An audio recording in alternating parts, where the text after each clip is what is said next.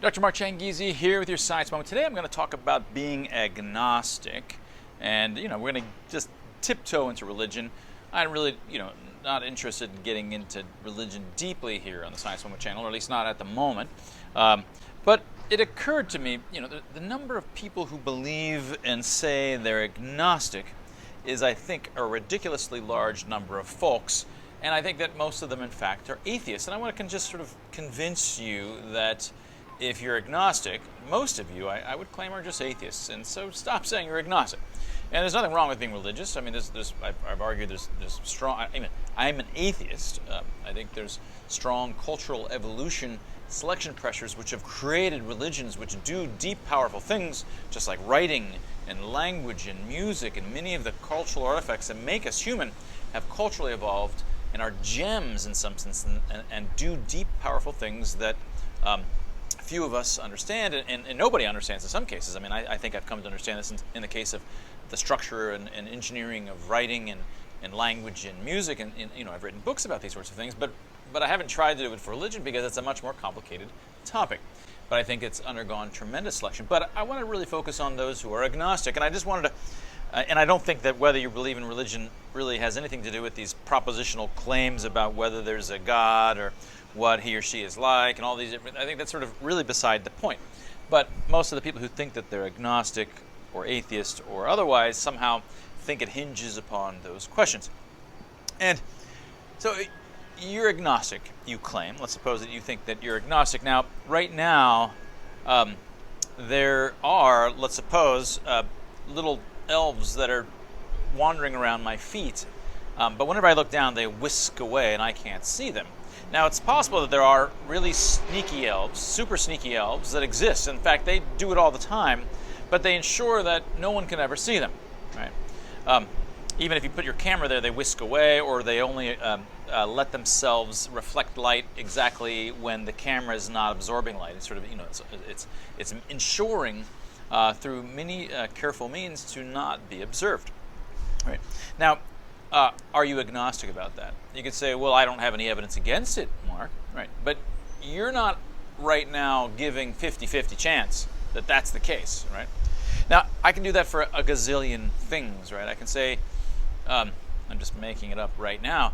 I think that there are plants that occasionally dance even when there's no wind.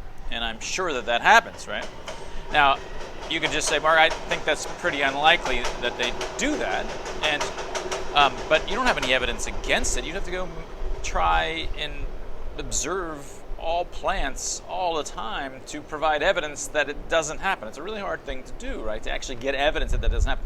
So we don't have any evidence against that there are plants that sometimes dance all by themselves, but that doesn't mean that you are agnostic about it. Agnostic in the sense, well, could be, might not be, who knows, right? No, right?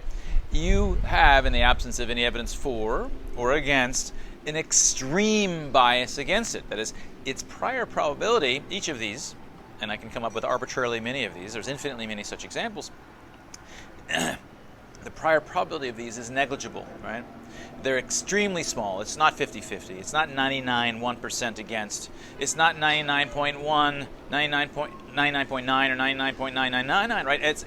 It's even more severe than that, because for each of these things that I invented, right, these crazy hypotheses, there's infinitely many more you can come up with. And you cannot give them all equal weight, and in fact, you don't.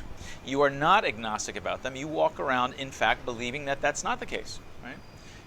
And don't say, well, I still give it a 0.01% chance. No. In normal life outside of mathematics, if you believe something with 70, 80, 90, then we just say you believe it. Right? We don't say you're agnostic. Otherwise, outside of mathematics, we're agnostic about everything, and we're not agnostic about everything. That's just not how we use language. Right? So, why is it the case that when it suddenly becomes this super powerful thing that created the universe, which is in fact even more outrageous in terms of the powers that you're proposing, outrageous in the sense of thus lowering the prior probability in the absence of any evidence, why suddenly in this case you say, well, I'm totally agnostic about it, totally 50-50, could be, might not be? No. The criteria that you use in your unreflective sense across thousands, hundreds of thousands of situations in your normal life if you applied those same criteria. In the case of God, you are an atheist. And that was your science moment. If you're interested in the power of cultural selection to design things for us, and that includes religion, although I haven't studied that, it's too complicated for me to even try to handle. But if you're interested in that kind of thing, in terms of where writing came from, and I talk about this in Vision Revolution, so my earlier work, in Vision Revolution, writing evolved to look like nature so that it could leverage the existing software we have in our brain for processing objects, visual objects, and transform that into a reading system. Right? And then you can see harnessed, where I've argued that music and speech have both culturally evolved to sound like stuff that we evolved to be great at processing. In the case of music, it's the sounds of humans moving evocatively in your midst. It's your auditory recognition system for recognizing people. And for the sounds of speech, speech has culturally evolved to sound like solid objects. These are things I've talked about in previous science moments. They are in my book Harnessed and respectively Vision Revolution, and that was your science moment.